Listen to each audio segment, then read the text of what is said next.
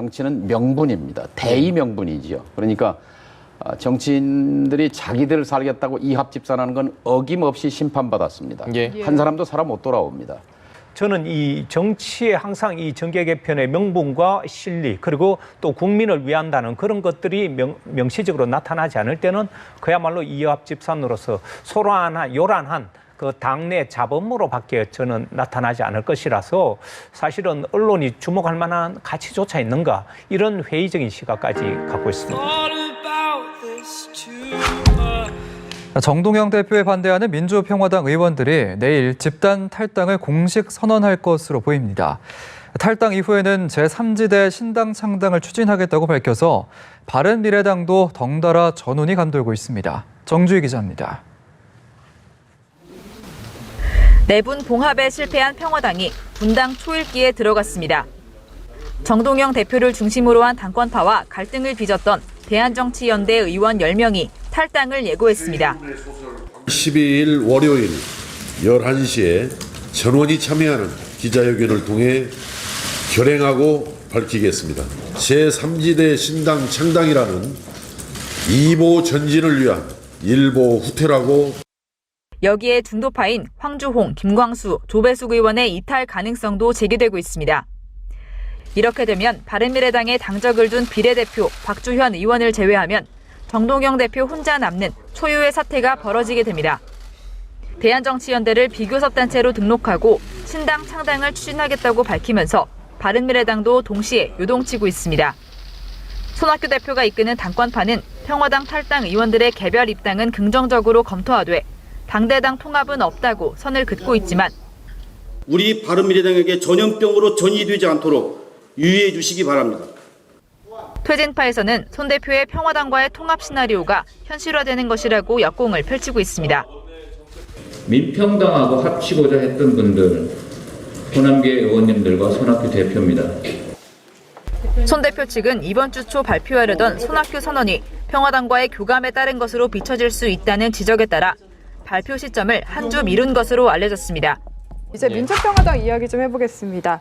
먼저 당이 어쩌다 이렇게까지 분당 위기까지 맞게 됐다고 보시는지부터 들어봐야 할 것 같거든요. 불안감입니다. 그런데 그건 과도한 불안감입니다. 선거가 다가오면 정치인들은 다음 선거 때문에 정신이 없어지는 거지요. 이대로 가면 내가 또 국회에 다시 들어올 수 있을까 하는 불안감 이해는 합니다. 그런데 정치는 명분입니다. 대의 명분이지요. 그러니까 정치인들이 자기들 살겠다고 이합집산하는 건 어김없이 심판받았습니다. 한 사람도 살아 못 돌아옵니다. 결국 자기 살 길이 아니라 국민 살 길을 가지고 고민하고 노력하는 속에서 국민에게 인정받아야 합니다. 그러니까 지금 오늘 민주평화당의 창당에 함께 하셨던 권노갑 상임고문, 정대철 상임고문께서 중재안을 내셨어요. 그러니까 분열은 안 된다. 함께 해라. 그 의원들이 모여서 지금 새로운 신당을 하자고 주장하니까 같이 해라 그러면 그것이 핵심인데 저는 기본적으로 동의합니다. 근데 그 중재안을 지금 비당권파에서는 이미 못 받겠다고 한 건 아닌가요? 오늘 저녁에 얘기를 해보려고 합니다. 오늘 저녁에 이제 제가 호프 미팅을 제안했어요. 그러니까 딱딱하게 의원 총회 이런 형식 말고 맥주 한잔 하면서 날도 더운데 지금 뭐 한일 간에 전쟁도 있고 날씨도 지금 뜨거운데 진짜 덥습니다. 좀 맥주로 좀 식히면서 소통을 하자. 소통하면서 뭐 서로 못할 얘기가 없잖아요. 합일점을 찾아보겠습니다. 오늘 이렇게 나와주신다길래 또 1주년 때 어떤 말씀하실까 좀 찾아봤는데 이분이 눈에 띄었습니다. 녹색당, 뭐 청년당, 어쨌든 연대할 당들을 좀 얘기를 해주셨더라고요. 앞으로 연대하겠다. 혹시 이 당들도 같이 얘기가 좀 된 건지 얘기 여쭤보고 싶습니다. 하고 있습니다. 근데 젊은 정당으로 가려고 합니다. 지금 우리 정치에서 완전히 빠져 있는 게 뭐냐면 청년 의제입니다. 젊은 사람들의 주거 문제. 그러니까 집 살 꿈을 잃어버렸잖아요. 20대, 30대가 지금 자산을 마련할 희망이 없지 않습니까? 또 젊은이들의 일자리 문제. 늘 정부에서 일자리 얘기하지만 자신의 문제는 자신이 제기할 수 있어야 합니다. 그러기 위해서 지금 300명 국회의원 중에 딱 20, 30대는 2명밖에 없어요. 예. 청년들이 이 청년당을 만들어서 국회에 들어올 수 있도록 하자는 것이 연동형 비례제 선거제 개혁이거든요. 민주평화당 여기까지 앞장서 왔죠. 그 연장에서 8월 말까지 선거제 개혁을 어떻게든 정치개혁특위에서 의결할 수 있도록 하는 것이 1차 목표고요. 예. 그 연장선에서 청년당 또 젊은 인재들을 함께 이렇게 해서 내년에 제3세력이 제도적으로 확실하게 등장할 수 있도록 양대 정당이 계속 그 패권을 쥐고 가는 한 한국 정치는 계속 싸울 수밖에 없어요. 계속 싸우면 국민들은 정치에 대해서 손가락질을 할 수밖에 없고. 녹색당도 그렇고 청년당도 그렇고 젊은 정당들이죠. 예, 젊은 정당들이 그러면 손을 잡고 함께 하고 싶어 할 만한 메리트가 있어야 되는데 지금 현재 민주평화당 안에서 그런 메리트가 그들이 느끼기에는 어떻게 좀 많이 있다고 보십니까? 현재는 뭐 많이 부족하지요. 예. 그 부분을 선명하게 제가 명분을 얘기했고 그다음에 방향을 얘기했는데요. 예. 우리 당이 앞으로 걸어가야 할 것이 거대 양당의 난장판 싸움판 양당제를 극복하고 다당제로 가는데 그 다당제를 통해서 뭘 하겠느냐. 숫자는 많은데 정치적 발언권이 없는 집단. 예. 그중에 대표적인 게 청년이고 대표적인 게 소상공인 자영업자고 대표적인 게 중소기업 비정규직 이 노동자들이고 예. 이분들의 눈물을 닦아주는 것. 이건 역시 젊은 정당들과 함께 할 수 있는 거죠.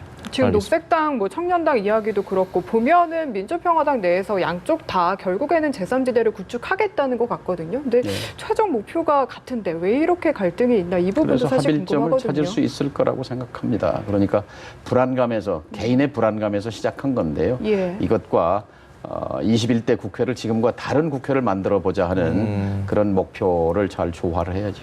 그러면 유상엽 원내대표가 말하는 비대위 체제로 가는 것도 받을 가능성도 있으신 건지 궁금한데요. 그러니까 이제 비대위라는 게 늘 비대위 중독증이라고도 얘기하는데요. 각 예. 정당이 예. 말하자면 중요한 것은 무엇을 위해 정치하느냐, 왜 정치하느냐가 중요하지 당권 투쟁이나 무슨 공천권 투쟁이나 이런 것들은 국민에게 외면받기 십상이죠. 그래서 예. 본질 문제를 가지고 의견을 좁힐 생각입니다. 바른미래당 손학규 대표가 오늘 한국당 가려면 당신끼리 알아서 가라 이런 얘기하면서 민주평화당, 한국당 다 통합 대상 아니다 이런 얘기를 했습니다. 이게 향후 민주평화당 미래에 어떤 변수가 좀 될 수 있을까요? 그래서요 기성 정치인들의 이합 집산에 국민들이 관심이 없습니다. 감동이 없습니다. 아마 추석 지나고 나면 예. 새로운 정치 세력, 새로운 젊은 인재들이 등장하리라고 생각합니다. 그런 기운을 함께 연합하고 연대하겠다는 것이 제 생각입니다. 이 바른미래당 내에서 호남파 의원들과 원래 접촉이 있었던 것 같은데 최근에는 움직임이 잘 보이지 않는 것 같거든요. 계속 예. 교류는 있는 겁니까? 그러니까 현재 시점에서 제3지대라는 건 실체가 없습니다. 예. 사람이 없습니다. 그리고 또 금방 기성 정치인들의 이합 집산으로는 감동을 줄 수 없습니다. 그러니까 민주평화당은 젊은 정당을 향해서 새로운 인재 집단과 함께 새롭게 등장할 정치 세력과 함께 어떻게 협력하고 연대할 것이냐 여기에 살 길이 있다고 생각합니다. 왜냐하면 그것을 통해서 한국 정치를 바꾸고 그리고 사회적 경제적 약자들에게 힘을 주는 그런 정당으로 그래서 내년에 제3당이 되는 것이 저희의 목표입니다. 3당, 제3당.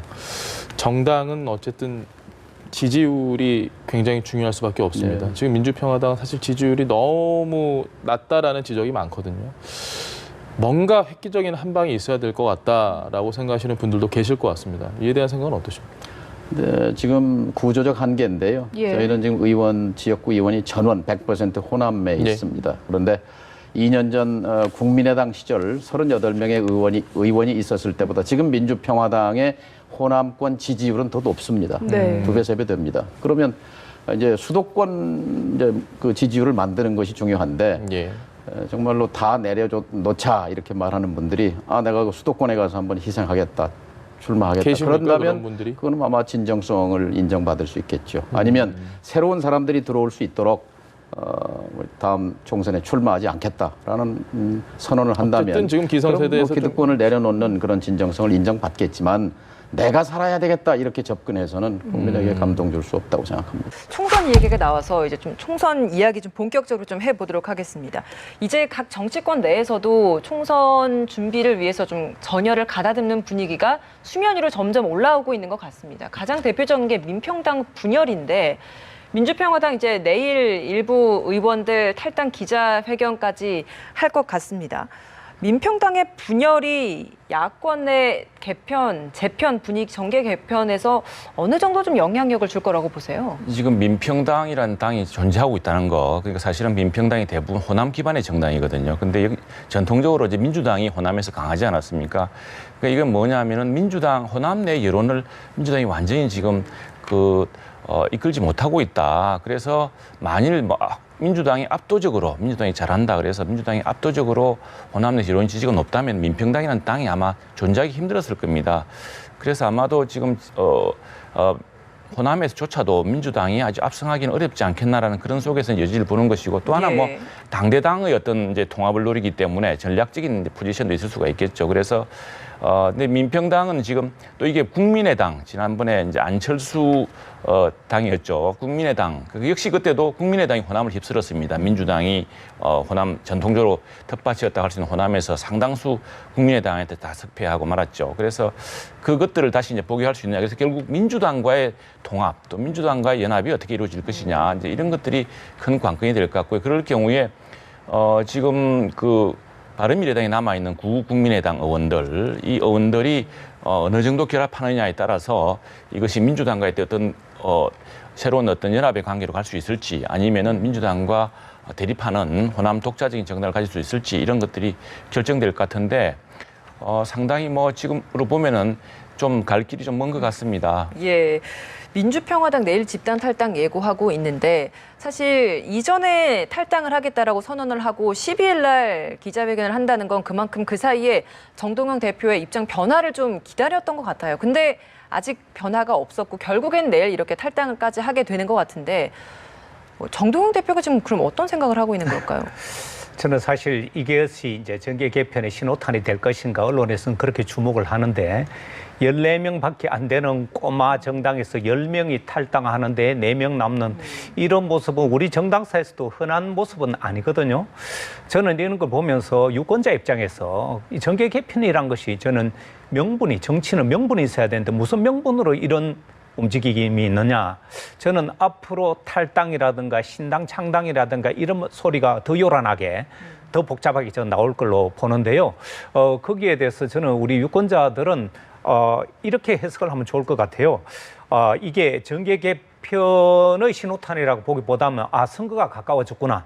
앞으로 이와 같은 정계 개편과는 모양이 다른 어떤 자범이나 이합집산, 언론은 그렇게 표현하고 있는데 이합집산이 더 요란하게 나타나겠구나. 저는 그렇게 읽으면 될 것이고요. 저는 이 정치에 항상 이 정계 개편의 명분과 실리, 그리고 또 국민을 위한다는 그런 것들이 명시적으로 나타나지 않을 때는 그야말로 이합집산으로서 요란한 그 당내 자범으로밖에 저는 나타나지 않을 것이라서 사실은 언론이 주목할 만한 가치조차 있는가, 이런 회의적인 시각까지 갖고 있습니다. 바른미래당 내 호남 출신 의원들과 연대할 가능성, 여기에 대해서도 거론이 되고 있는데 그 가능성은 좀 어떻게 보십니까? 그런 가능성을 두고 이야기를 하고 있습니다만 그 호남당 내에서 움직이기 때문에 그 가능성은 의원 한 명 한 명이 내년 총선에 내가 당선될 것이냐 말 것이냐 그 계산표에 따라서 이합집산이 이루어질 것으로 보고 그 가능성은 가장 높다고 보는 거죠. 바른미래당 내에서도 당권파들이 지금 이렇게 탈당을 하겠다라고 하는 민주평화당 의원들에게 러브콜을 보내고 있다라는 이야기도 있어요. 그러면 바른미래당 내에서 이 흡수할 가능성도 있겠습니까? 지금 그런 동력은 상당히 좀 사라졌다 보셔야 되지 않을까요? 바른당이 내부적으로 지금 그렇게 다툼이 있고, 원래 이제 안철수 당이었지 않습니까? 근데 이제 지난번 대선 패배, 그리고 지금 이제 당을 떠나 있는 상태이기 때문에 거기에서 손학규 대표가 와서 손학규 대표가 이제 이렇게 장악을 못 하고 있는 것이죠. 거기에다가 서로 이제 다른 기반이라든가 생각이 또 다르고요. 그래서 지금 이 바른미래당은 이제 민주평화당과 민평당과의 이제 문제도 있겠지만 제가 볼 때는 오히려 한국당과의 큰 보수 통합이라고 하는 그런 문제가 오히려 더 바른미래당의 그 모양이랄까 당 존재 자체를 결정할 수 있는 그런 큰 외인이 아닐까 싶습니다. 손학규 대표, 네 말씀하시죠. 네, 저는 바른미래당 보수 대통합 전에 바른미래당에서 큰 분열음이 곧 하나 터질 것으로 그런 예상이 되는데요. 이 바른미래당에서 곧 여론조사 결과를 이제 발표하게 될 것입니다. 네, 11일, 12일 또 여론조사를 실시했죠. 예. 그래서 그 결과가 발표되면 서로 지금 결과 발표를 서로 공격용 발판으로 삼아서 지금 한판 대전을 준비 중에 있거든요. 그래서 이 결과가 어떻게 나오느냐에 따라서 정말 한 지붕 두 가족이 돈 문제 때문에 찢어질 수는 없고 그야말로 극단으로 흐르는 그런 과정 속에서 이제 보수 대통합 이야기가 자연스럽게 이어지지 않을까.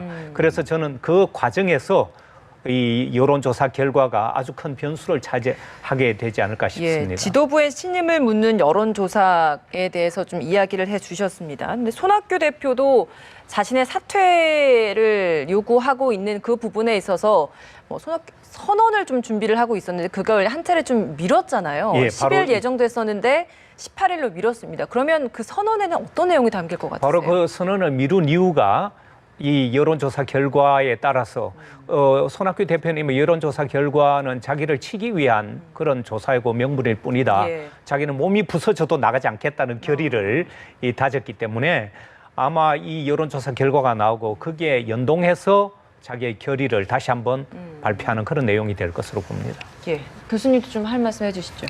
아닙니다. 저는 오히려 이제 바른미래당의 내분이라든가 이와 함께 아까 말씀드렸다시피 자유한국당과 이제 보수통합론이라는 것이 왜냐하면은 지난번 대통령 선거만 하더라도 이제 탄핵 여당의 분열 이런 악재 속에서도 그 대통령 선거 때 표를 보면은 문재인 대통령 당선인이 얻었던 42% 그리고 나머지 이제 자유한국당 그리고 당시에 유승민 그리고 안철수 이 각각 후보가 얻었던 그게 60% 가까이 되거든요. 예. 그러니까 이게 통합이 된다면은 언제든지 그게 복원될 수 있는 구조이기 때문에 근데 문제는 그 사이에 갈등이 너무 심했기 때문에 그 통합이 어떤 혁신의 과정을 거쳐 될 것이냐 그리고 총책임이라는 것을 어떤 방식으로 질 것이냐 이제 이런 것들이 논란이 될 텐데 예. 그 바른미래당의 이런 것보다는 오히려 그런 보수 통합론이 지금 나오는 이유는 굉장히 그 보수 내부의 위기론이 심각합니다. 지금 예. 안보 상으로도 그렇고 또 국정 운영에 대해서도 보수층 내부에 굉장히 위기감이 큽니다. 그래서 그런 것들이 외인이 되어서 이런 보수 통합론이